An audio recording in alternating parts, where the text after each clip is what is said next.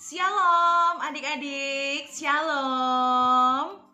Apa kabar adik-adik?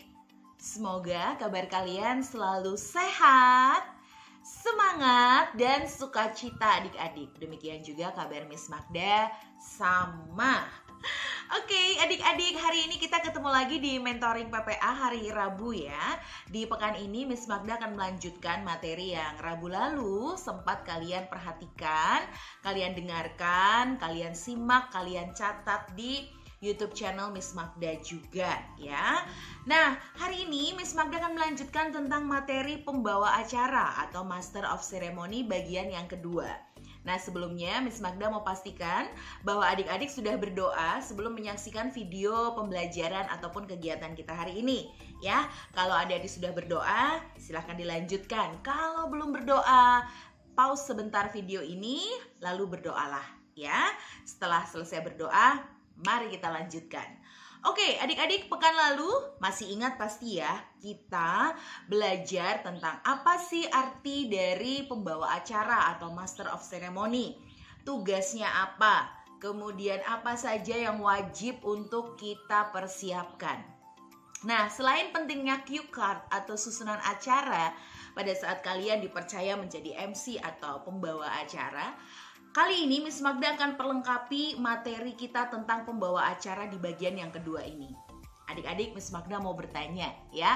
Kalau kalian lupa dengan jawabannya, silahkan tonton video sebelumnya ya. Bukan video selanjutnya, tapi video sebelumnya. Ya, masih ingat ya tentang 3V dalam komunikasi, meliputi visual, verbal, dan vokal. Nah, dalam dunia Master of Ceremony, 3V ini juga sangat dibutuhkan ya, alias sangat penting adik-adik ya. Nah, 3V yang pertama, V yang pertama adalah visual. Nah, sebagai seorang MC tentu saja kita harus menghadirkan visual yang baik ya, visual yang menarik, visual yang membuat orang jadi berkesan dan respect kepada kita. Nah, visual seperti apa ya? Mulai dari penampilan fisik adik-adik ya. Penampilan fisik mulai dari tatanan rambut, make up ya, pakaian yang kita kenakan, bahkan aksesoris pendukung yang kita kenakan, ini juga bagian dari visual. Adik-adik tentu ingat ya, di materi visual beberapa pekan yang lalu meliputi gestur, postur, eye contact, bahasa tubuh, termasuk juga ekspresi ya adik-adik ya. Kemudian pakaian ataupun kostum yang kita kenakan, aksesoris atau penampilan kita. Semua masuk dalam aspek visual.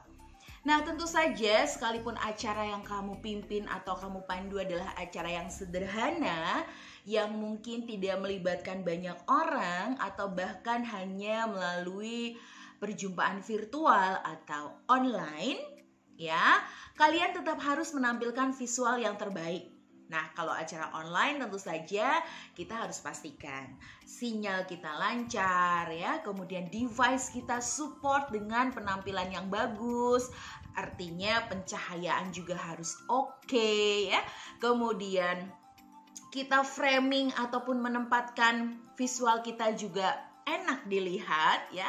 Tidak terlalu dekat dengan kamera atau terlalu jauh sehingga kalian nampak sangat kecil ya.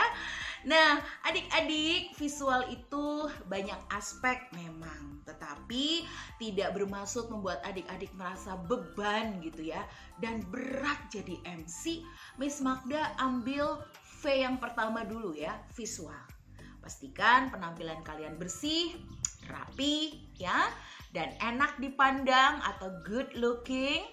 Gak perlu menggunakan pakaian-pakaian yang bermerek, yang mahal, atau yang berlebihan karena tidak sesuai dengan acaranya misalnya.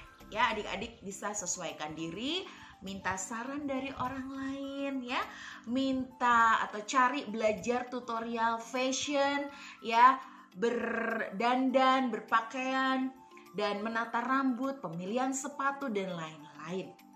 Oh iya, dalam aspek visual ini juga penting adik-adik perhatikan bau badan ya. Sekalipun bau badan gak bisa dilihat dengan kedua mata kita gitu ya, tapi orang bisa mencium aroma tubuh kita. Pastikan visual dalam hal bau badan aman dan terkendali. Visual juga meliputi bagaimana kita memilih tempat berdiri saat kita memandu acara adik-adik ya. Apakah di samping atau di tepi, di tengah atau di panggung, di atas atau di bawah. Karena ini mempengaruhi visual kita juga. Mintalah saran dari orang-orang yang ada di dekat kamu. Kira-kira saya duduk di mana ya? Atau saya berdiri di mana? Supaya sekali lagi di mana kita berada, orang-orang atau audiens bisa menyaksikan kita dengan nyaman. Nah, kemudian karena kita sudah belajar tentang percaya diri, jadi Miss Magda sedikit menyinggung aja ya soal percaya diri ya.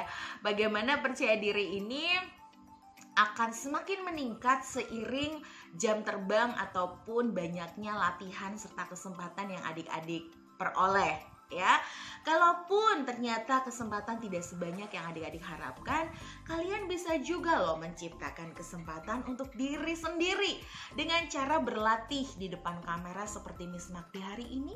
Sebetulnya Miss Magda lagi latihan loh adik-adik ya, tapi latihannya sudah berkali-kali, jadi berasa seperti sudah nggak latihan lagi, sudah berasa sungguh-sungguh ada di sebuah acara yang sedang berlangsung. Nah, apalagi kecanggihan teknologi nih ya, kamera handphone, kemudian pencahayaan ruangan di rumah atau kamar kita yang baik gitu ya adik-adik, kemudian penggunaan earphone sebagai pengganti mikrofon. Nah, itu semua bisa membantu kita, sangat-sangat membantu kita untuk belajar menjadi pembawa acara. Ya, aspek visual. Dan kamera ini tidak bisa berbohong alias jujur. Dia akan merekam apa yang dia rekam ataupun gambar yang benar-benar ada di hadapannya. Ya, kita nggak bisa merekayasa. Bahkan sedikit saja kita nggak kontak mata adik-adik, kamera pun bisa mengetahui rekam jejak kemana mata kita tertuju ya. Ya, kontak mata kan bagian dari visual ya. Jadi sebagai pembawa acara, pastikan kontak mata kalian kepada audiens atau pada penonton atau tamu undangan. Baik adik-adik, ini V yang pertama. Wah, pekan depan Miss Magda akan lengkapi aspek percaya diri dalam hal V yang berikutnya. Nah, sebelum Miss Magda akhiri, Miss Magda akan menyampaikan sebuah kesimpulan adik-adik ya. Bagaimana sebagai pembawa acara atau sebagai MC, Master of Ceremony, visual itu berperan sangat penting.